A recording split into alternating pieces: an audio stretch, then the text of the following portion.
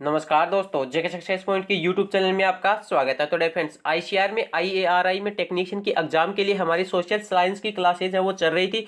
तो आज हम India and the contemporary world democratic है उसका जो फ्रेंच रिवोल्यूशन फ्रांसीसी क्रांति है उसका टॉपिक लेकर आए हैं। ये हमारी आज की फर्स्ट क्लास रहेगी हिस्ट्री से रिलेटेड। इससे आगे हम इसी प्रकार से क्लासेज है वो लेते रहेंगे। तो आज हम इस टॉपिक के बारे में जानने वाले हैं। इस टॉपिक में जानने से पहले हम कुछ आपके साथ डिस्कस करना चाहते हैं। अगर आप आईसीआर में इसकी एग्जाम की तैयारी कर रहे हैं तो इसके लिए टेस्ट सीरीज हम वो लेकर आए हैं।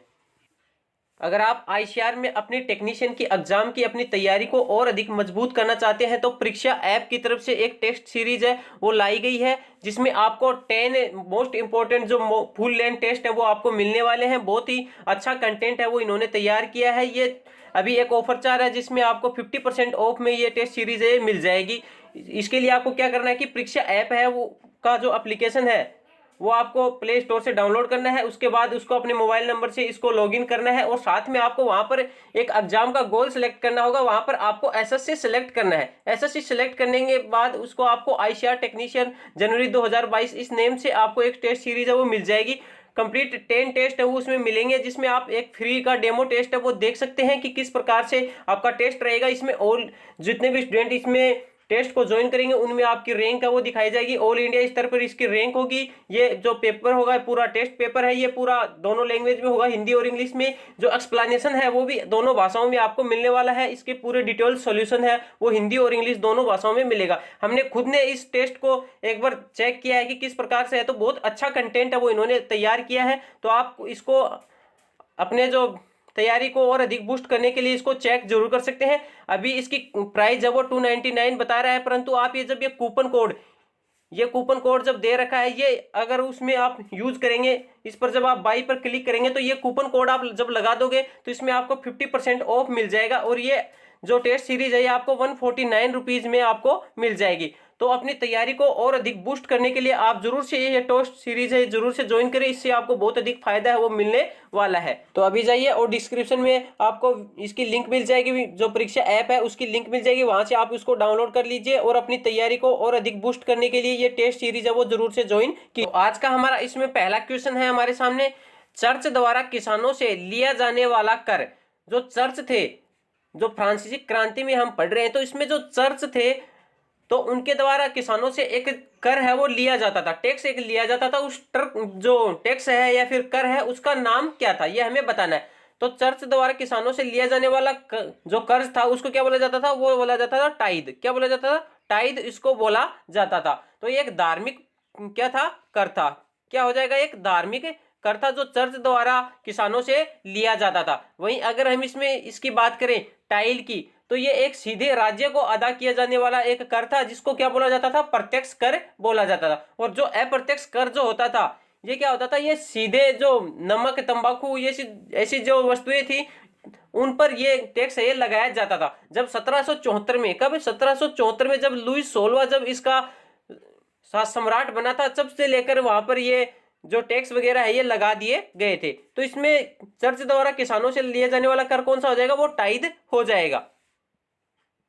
नेक्स्ट क्वेश्चन है हमारा इसमें, नेशनल असेंबली ने 1791 में किसकी शक्तियों को सीमित करने के लिए एक संविधान बनाया था? जो नेशनल असेंबली थी तो उसने जो एक 1791 में क्या बनाया था? एक संविधान बनाया था। तो वो संविधान है वो किसकी शक्तियों को कम करने के लिए बनाया गया था? तो ये जो संविधान उन्होंने बनाया था ये वहां के जो सम्राट है उसकी शक्तियों को कम करने के लिए इसको बनाया गया था। उसके बाद जो इसकी शक्तियों को विभिन्न संस्थाओं जैसे विधायिका, कार्यपालिका, न्यायपालिका उसमें विभाजित करने के लिए इन्होंने ये संविधान है वो पारित किया था। तो नेशनल असेंबली ने 1791 में ये शक्तियों को सीमित करने के लिए ये संविधान है ये बनाया था। तो आप ये याद रखेंगे कि सम्राट की शक्तियों को कम करने के लिए इनको बनाया गया था।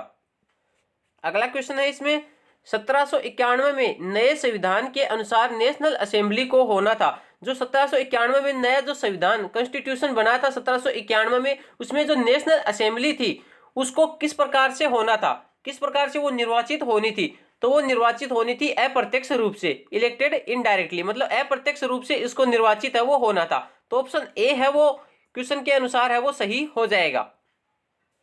अगला क्वेश्चन है हमारा इसमें, मोंटेस्क्यू ने क्या प्रस्ताव रखा था? मोंटेस्क्यू एक ये दार्शनिक था, फिलोसोफर था, तो उसने एक क्या प्रस्ताव रखा था?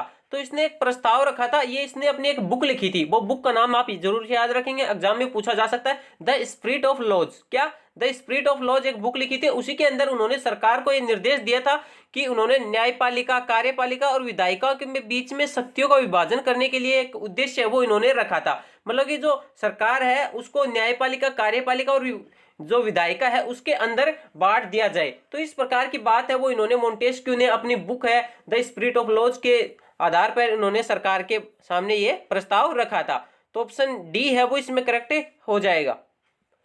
अगला प्रश्न है हमारा इसमें, किस समूह के लोग जैकोबिन क्लब में शामिल नहीं हुए?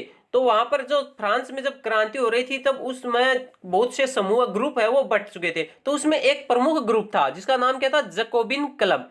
जैकोबिन क्लब था, ये सबसे प्रमुख क्लब था, इसका ही लोगों में सबसे ज्यादा इफेक्ट है वो पड़ा था। तो ये जैकोबिन क्लब था, ये पेरिस के जो भूतपूर्व कॉन्वेंट ऑफ सेंट था, जेकब के नाम से इसका नाम है वो पड़ा था, जिसको कॉन्वेंट किसको बोला जाता है? वो बोला जाता है धार्मिक जीवन को समर्पित एक समूह की क्या होती है? एक इमारत होती है।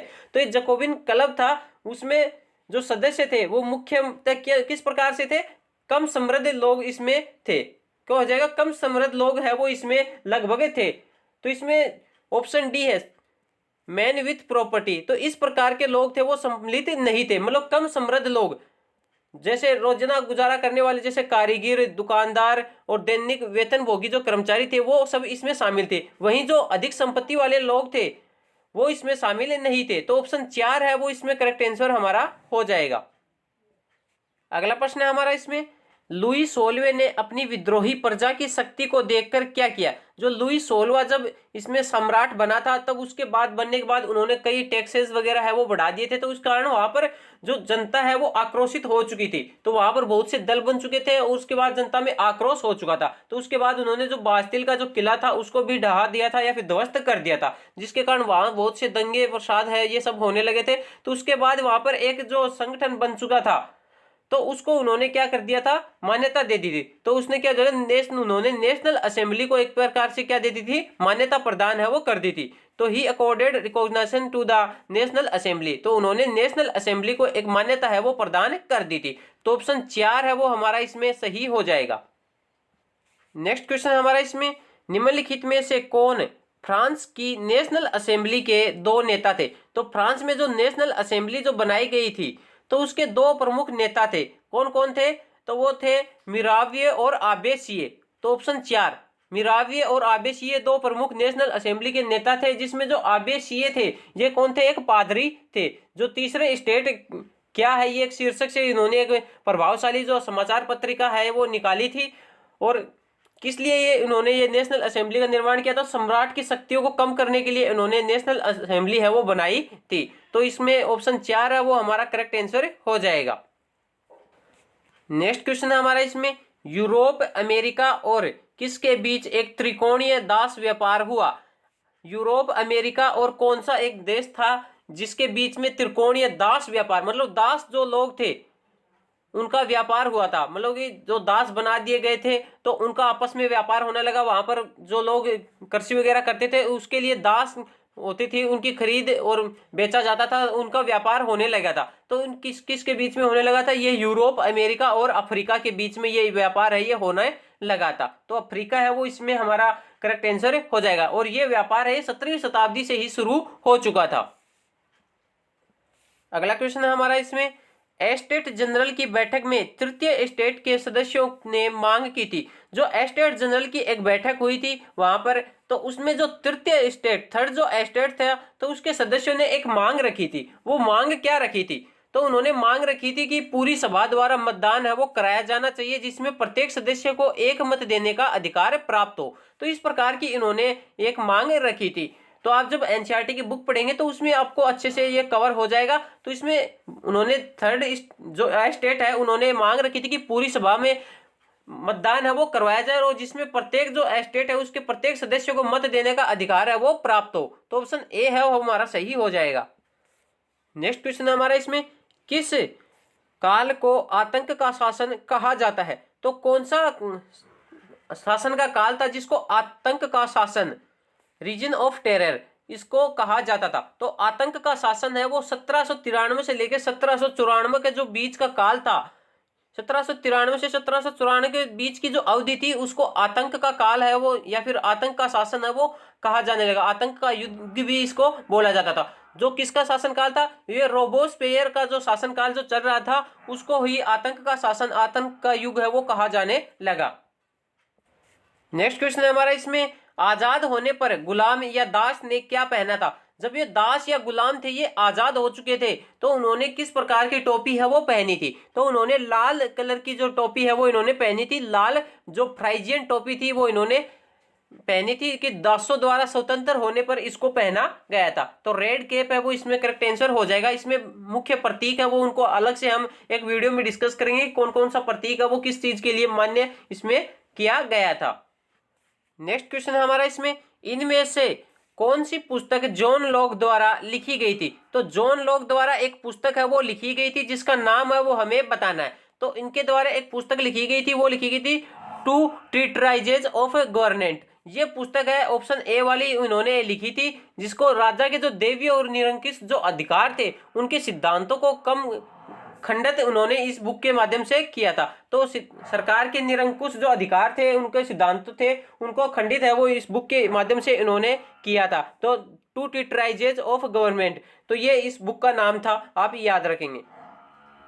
नेक्स्ट क्वेश्चन था हमारा इसमें, फ्रांसीसी विदेशी कब्जे में सभी दासों को मुक्त करने के लिए एक विधायी कानून है वो पारित किया गया था। तो वो कब पारित किया गया था। तो फ्रांसीसी जो विदेशी कब्जे में जो सभी दास थे उनको मुक्त करने के लिए एक विधायी कानून है वो पास किया गया था। तो उस कानून को कौन सी सन में पास किया गया था, वो पास किया गया था सन 1794 में। कब किया गया था, 1794 में उस कानून को पास किया गया था, जो कि थोड़े समय के लिए ही लागू रहा। उसके बाद 10 वर्ष के बाद इसमें जब नेपोलियन का जब शासनकाल हो गया तो उन्होंने ये जो प्रथा है दासों बनाने की, गुलाम क्योंकि रखने की, तो उसको वापस से शुरू कर दिया था। तो ये मिनिमम 10 साल के लिए ही ये जो कानून है ये बनाया गया था। तो 1794 में ये कानून है वो पारित किया गया था। नेक्स्ट क्वेश्चन है हमारा इसमें, तृतीय एस्टेट में शामिल है। जो थर्ड एस्टेट जो बनाया गया था उसमें कौन कौन से लोग शामिल थे। जो थर्ड एस्टेट जो एस्टेट था उसमें लगभग सभी लोग है वो शामिल थे। उपयुक्त सभी है वो इसमें करेक्ट आंसर हो जाएगा। उसके अंदर नौकर और छोटे किसान, भूमिहीन मजदूर, तो ये भी शामिल थे। किसान और कारीगर है वो भी इसमें शामिल थे। बड़े व्यवसायी और व्यापारी और वकील आदि शामिल थे। वहीं अगर हम फर्स्ट एस्टेट था उसकी बात करें तो उसमें पादरी वर्ग जो आता था वो शामिल था। वहीं जो सेकंड एस्टेट था उसमें जो कुलीन वर्ग था वो इसमें शामिल था।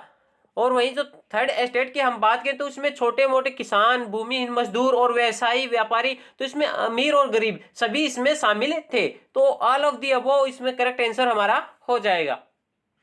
अगला क्वेश्चन है हमारा इसमें, प्राचीन राजतंत्र।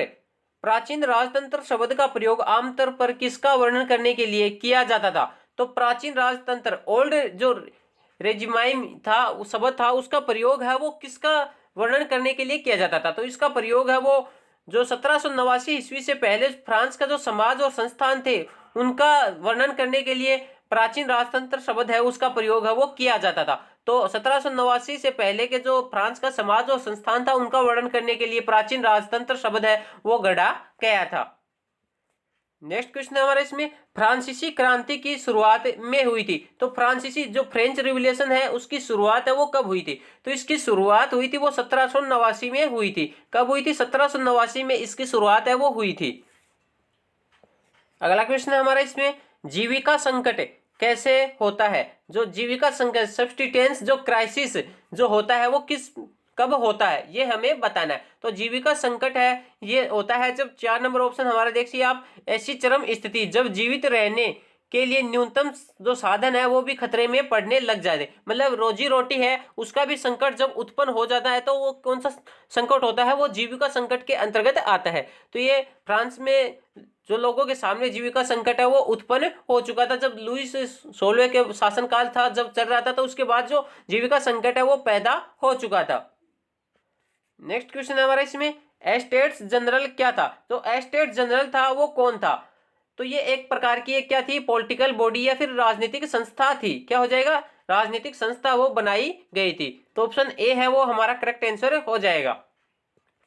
नेक्स्ट क्वेश्चन हमारा इसमें, द स्पिरिट ऑफ लॉज किसके द्वारा लिखी गई थी? The spirit of laws book थी, ये फेमस बुक थी, किसके द्वारा लिखी गई थी? ये मोंटेस्क्यू द्वारा लिखी गई थी। हमने पहले आपको बता दिया था कि मोंटेस्क्यू ने अपनी ये बुक लिखी थी द स्पिरिट ऑफ लॉज, जिसमें सरकार को विधायिका, कार्यपालिका और न्यायपालिका के बीच के रूप में बांटने की इन्होंने बात है वो कही थी। तो मोंटेस्क्यू है वो इसमें राइट आंसर हमारा हो जाएगा। नेक्स्ट क्वेश्चन हमारा इसमें, निम्नलिखित में से कौन सा कथन थर्ड एस्टेट के बारे में असत्य है? तो कौन सा कथन है, चार ऑप्शनों में से बताने कि कौन सा कथन असत्य है जो थर्ड एस्टेट के बारे में बताता है। तो इसके बारे में जो फर्स्ट वाला ऑप्शन है, the third estate was made for the poor only, third estate गरीबों का ही बना था। तो ये बात है, ये गलत लिखी गई है, क्योंकि जो थर्ड एस्टेट था उसमें लगभग सभी लोग हैं वो शामिल थे। इसमें कोई अमीर गरीब सब बराबर थे, इसमें अमीर भी थे और गरीब भी इसमें शामिल थे। तो इसमें कुछ अमीर थे और कुछ गरीब थे। थर्ड एस्टेट के पास, अमीर सदस्यों के पास जमीन भी ज्यादा थी, और किसान सेना में जो सेवा करने के लिए, सड़क बनाने के लिए क्या होते थे, बाध्य होते थे। तो ये सभी बातें हैं वो इसमें लागू थी, और जो ऑप्शन ए है वो इसमें लागू नहीं था। तो एक नंबर ऑप्शन है वो इसमें हमारा सही हो जाएगा। तो डे फ्रेंड्स, ये थे आज के हमारे 20 most important questions French relation से रिलेटेड। आगे भी इस प्रकार से हम क्लासेस है वो लगातार करते रहेंगे। अगर आपको वो टेस्ट सीरीज, वापस से हम बता देते हैं कि टेस्ट सीरीज खरीदनी है तो आप अभी जाकर परीक्षा ऐप है वो डाउनलोड कर लीजिए, और वहां पर अपना एसएससी गोल सेलेक्ट करके उस टेस्ट सीरीज को है वो परचेज कर सकते हैं। बहुत अच्छे कंटेंट है वो इन्होंने प्रोवाइड किया है, बहुत अच्छे टेस्ट है। आप उनको एक बार देखिए, डेमो टेस्ट है वो आप जरूर से करके देखिए, उससे आपको बहुत ज्यादा एग्जाम में फायदा है वो होने वाला है। तो अभी डिस्क्रिप्शन में लिंक है, आप उसको जाकर चेक कीजिए।